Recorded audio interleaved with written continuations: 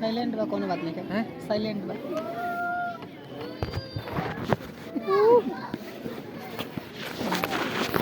Welcome to the class.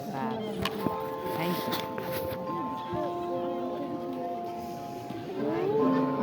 चश्मा लगाइए।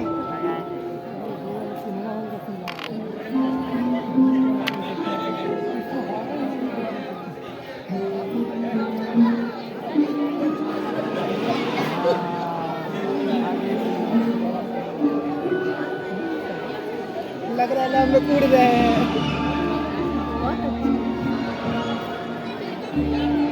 Balloon पकड़िए। वो तेरी लड़ गए लोग।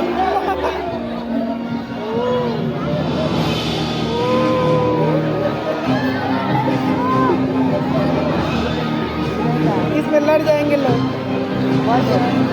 आइए आइए, आगे आइए, तैयार हो जाइए। आइए और ब्रह्मांड के रहस्यों को अपनी आंखों के सामने देखिए। देवियों और सज्जनों, ध्यान से सुनिए और बताइए, क्या कभी सोचा है कि आप किस चीज से बने हैं? हाँ, बिल्कुल सोचा है। क्या आपने कभी सोचा है कि सब कुछ कहां से आया? हाँ जरूर, मैंने सोचा था। क्या आप जानते हैं कि हम सभी तारों की धूल से बने हैं? बकवास है। तो आइए मैं दिखाता हूँ कि आप ब्रह्मांड के इतिहास से कैसे जुड़े हैं और आप सभी को अंतरिक्ष और समय की यात्रा पर लिए चलता हूँ। समय के रथ पे सवार।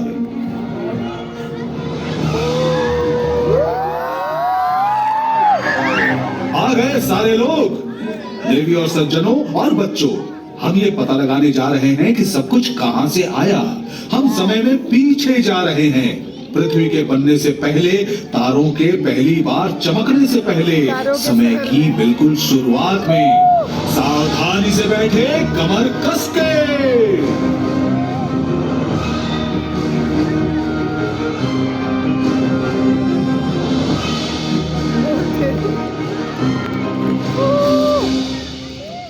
हम अपने ब्रह्मांड के प्रारंभ से 13.8 अरब वर्ष पीछे चले गए हैं। समय के पहले क्षण में ब्रह्मांड अत्यधिक गर्म है और एक अति गर्म एकल बिंदु में ऊर्जा से भरा हुआ है।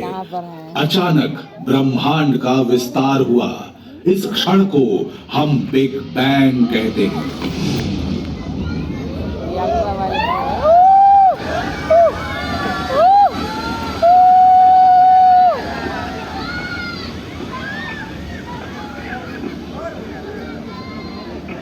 एक सेकंड के 10 लाखवें हिस्से के भीतर ब्रह्मांड उप परमाणु कणों के घने समूह में बदल जाता है।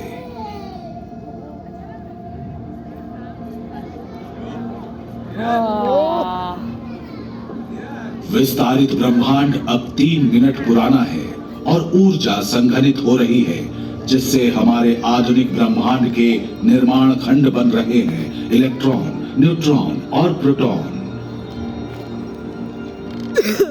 खोल के देखिए चश्मा। तरीका थोड़ा ग्रेजुअल है। चश्मा खोल के भी देखिए। बताने का तरीका थोड़ा ऐसे और अच्छा लग रहा है जी।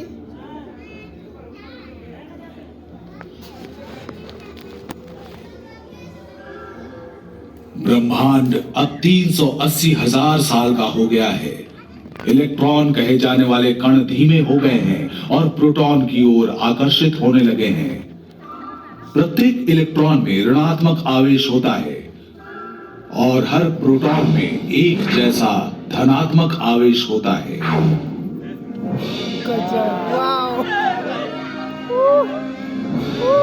उनके विपरीत आवेश एक दूसरे को अच्छे से संतुलित करते हैं और वे ब्रह्मांड के इतिहास की सबसे महत्वपूर्ण जोड़ी बन जाते हैं।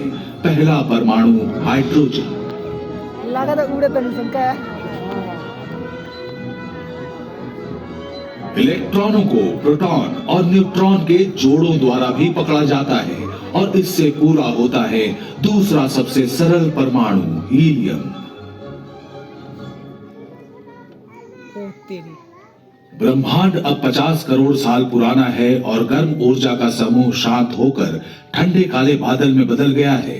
ब्रह्मांड में परमाणु ज्यादातर हाइड्रोजन की एक धुंध भर गई है।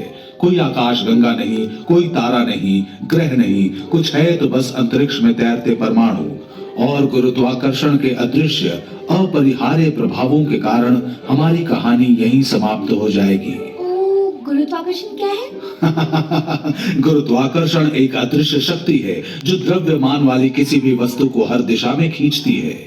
परमाणु वास्तव में बहुत छोटे होते हैं, लेकिन प्रत्येक का द्रव्यमान बहुत कम होता है। इसलिए प्रत्येक परमाणु का गुरुत्वाकर्षण धीरे धीरे बिना दिखे ब्रह्मांड में दूसरे परमाणु को खींच रहा है। धीरे धीरे लेकिन पक्के तौर पर ये गुरुत्वाकर्षण पूरे ब्रह्मांड में हाइड्रोजन के बादलों को आकार देता है।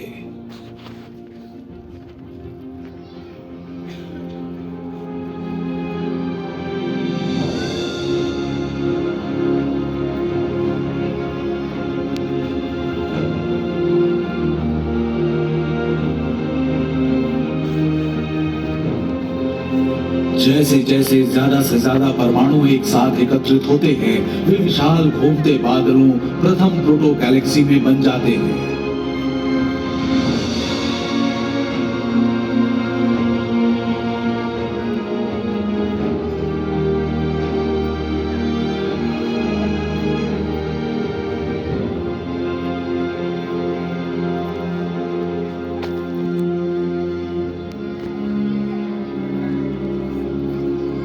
जैसे जैसे आकाश गंगाएं आकार लेती हैं, अंदर गहरे चमकीले धब्बे दिखाई देने लगते हैं। ये नई रोशनी अति विशाल शुरुआती सितारों के जन्म का संकेत है।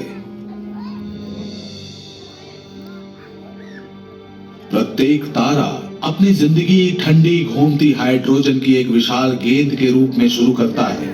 जैसे ही घूमते बादल का गुरुत्वाकर्षण चारों ओर की गैस को खींचता है, गेंद बढ़ने लगती है और बढ़ती जाती है। इस वृद्धि के साथ गुरुत्वाकर्षण भी बढ़ता है और उतना ही अधिक अपनी ओर खींचता है। कोर में परमाणु अधिक से अधिक दबते जाते हैं, जिससे उनका तापमान 1 करोड़ डिग्री सेल्सियस तक बढ़ जाता है। गर्मी और दबाव के कारण हाइड्रोजन परमाणु के नाभिक आपस में जुड़ते हैं और ऊर्जा छोड़ते हैं। जैसे ही ऊर्जा इसकी सतह से बाहर निकलती है, तारा चमकने लगता है। अरे तो बड़ा था, देखा ना?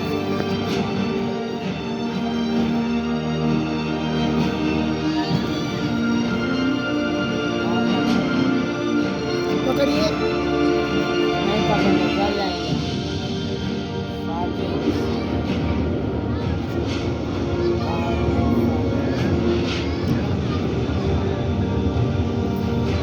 ग्लास लगाने पे लग रहा है ऊपर चढ़ रहा है, ऐसे हटाने पे नहीं चढ़ रहा है।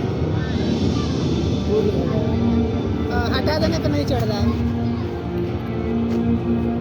प्रारंभिक तारे विशाल थे, सूर्य जैसे आधुनिक तारों से कहीं अधिक विशाल। ये इतना विशाल है कि हमारे पूरे सौर मंडल को निगल सकता है।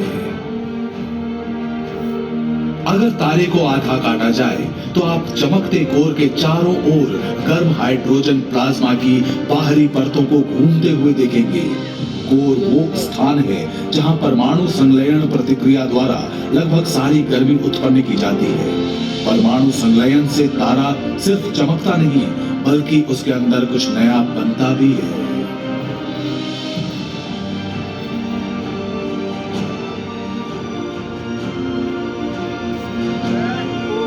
तारा में घुस गए, तारा के बीच में हम लोग घुस गए।